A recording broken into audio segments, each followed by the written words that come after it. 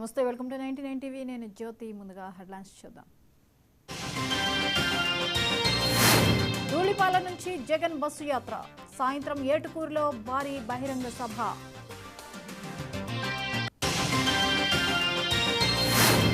ఢిల్లీలో బిజీగా CM Revanth Reddy, pending MP సీట్లపై హైకమాండ్తో చర్చలు. ఈవేళ ఏపీ ఇంటర్ ఫలితాలు 11 గంటలకు విడుదల చేయనున్న బోర్డు.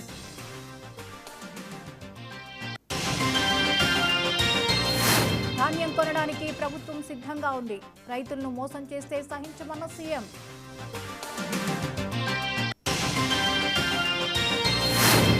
బీహార్ జైల్లోనే కవితను అరెస్ట్ చేసిన సీబీఐ, ఈవేళ కోర్టులో ప్రవేశపెట్టనున్న అధికారులు.